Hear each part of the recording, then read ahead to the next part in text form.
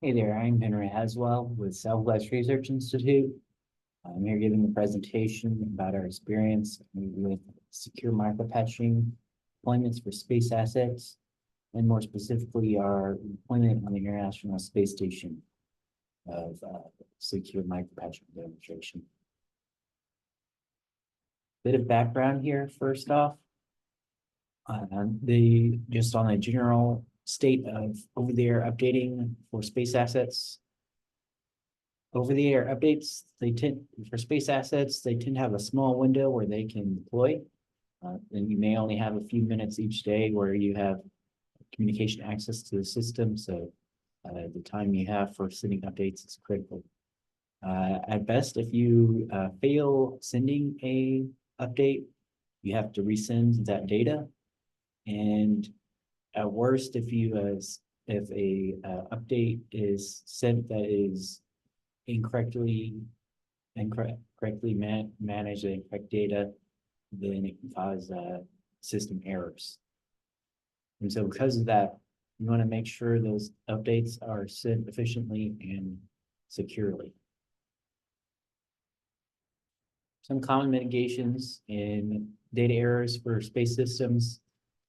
Right now, the pretty standard in almost all space systems these days is using a cyclical redundancy check, or CRC, in messages such as a CCSDS for message authentication. But in addition to that, there's some other error detection and correction methods that are sometimes employed, such as BCH, Reed-Solomon. And the thing about these methods is the more number of bits that the algorithm is set to correct, it requires exponentially larger amount of memory. And so due to the limited amount of memory on space systems, tends to be limited to only a couple of bits, 2 or 3 bits of error correction. At Southwest Research Institute, we had done previous work with secure micropatching in order to deploy secure updates to ground vehicle environments. And just as a brief overview here, the idea of secure micropatching is that we're able to correct any insertion, deletion, or modification of bits in the update package, and then only retransmit the data that is needed in order to correct those changes, rather than resending the full update. This can reduce the transmission time compared to resending that full update. And we had successfully demonstrated this in ground vehicles in the past, and we wanted to bring this over to a space system. So we actually teamed with an external partner in order to demonstrate our secure micropatching capabilities on the International Space Station. The US side of the ISS has a AWS snow cone on board. It is a small x86 computer, which is capable of running the Amazon Web Services on it. And we were able to run our micropatching tool from both the ground portion and the space portion of that communication process through the AWS snow cone, as well as on the ground data center. And this is a first step at trying to improve micropatching for space environments. At a high level here, we have a critical data file that we can store on the snow cone and take that data, have it stored in there, and through the TDRS network that the ISS uses, transmit it to ground-based storage or vice versa. When it's detected there's some compromise in the data or some other perturbation in the data, where we send a micropatch of the data needed to correct it in order to return integrity to that system. So there's 3 main phases of this research that we did internally.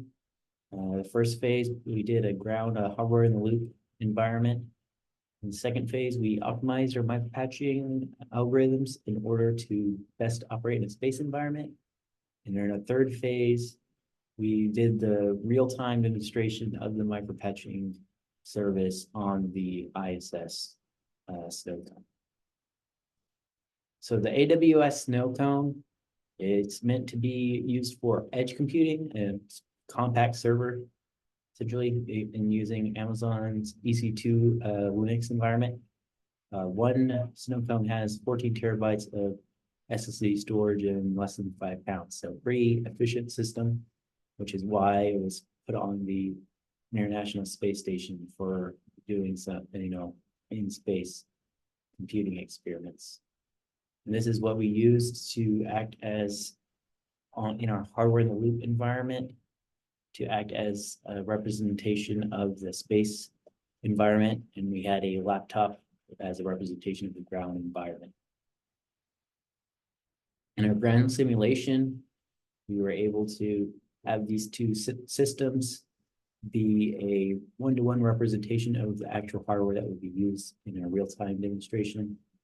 We implemented a client-server relationship for our existing micropatching script, and we're able to simulate the type of latency we'd expect to experience in that network.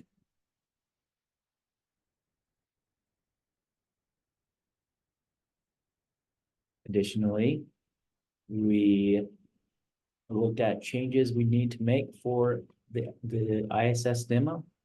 The first thing we realized we needed to change was reducing the latency of the micropatches in order to operate efficiently, and also accommodate for potential loss of service because every 40 minutes or so in the ground station loses communication to the ISS. So any type of process that would stop nodes that loses communication, that wouldn't work out well. So in our algorithm modification, our initial algorithm used what's called a double breakpoint search. Essentially, it performs 2 breakpoint searches forward and backwards on the binary data hash. And this allows it to correct insertions, deletions, as well as modifications. But it has a pretty high message count, and every message has latency to it. As we mentioned before, pretty high latency since it's going all the way up to space and back. And so we also made a alternative algorithm, a modified algorithm that we're calling recursive search, that recursively checks for errors in smaller chunks of binary data as an overall smaller message count, which leads to a lower latency.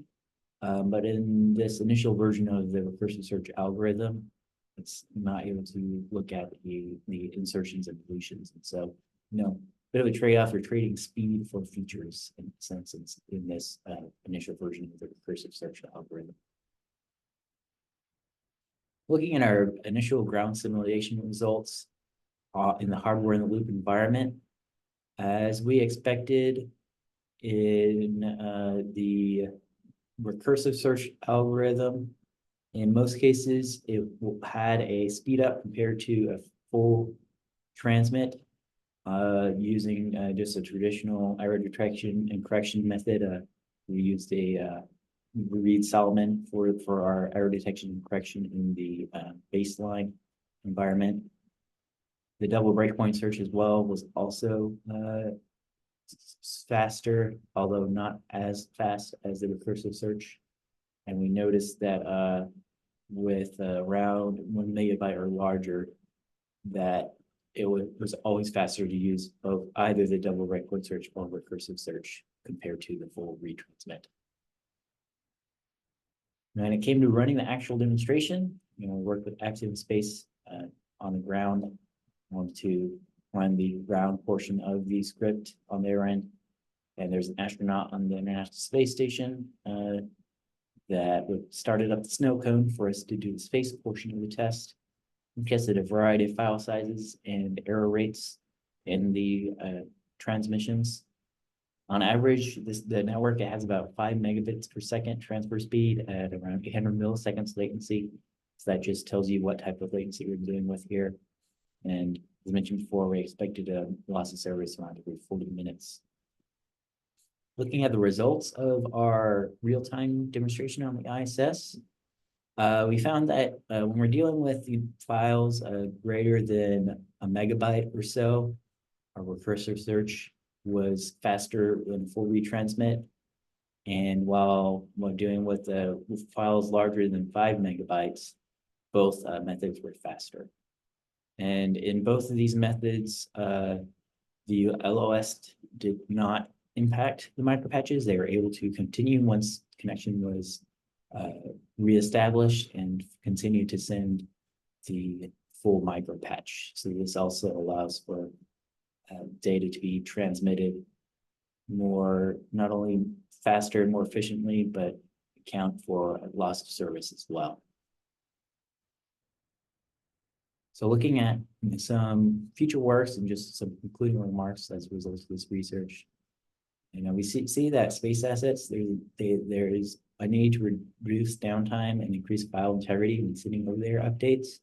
So to do this, we were able to demonstrate our micropatching capabilities in order to correct insertion deletions and modifications of bits in data. This can help reduce repair time compared to a full recent Python implementation of the error detection and correction. And this is the first micropatching deployment that we're aware of to transmit to an asset on the International Space Station. We hope to further improve this in the future for further securing of over-the-air updates. Thank you.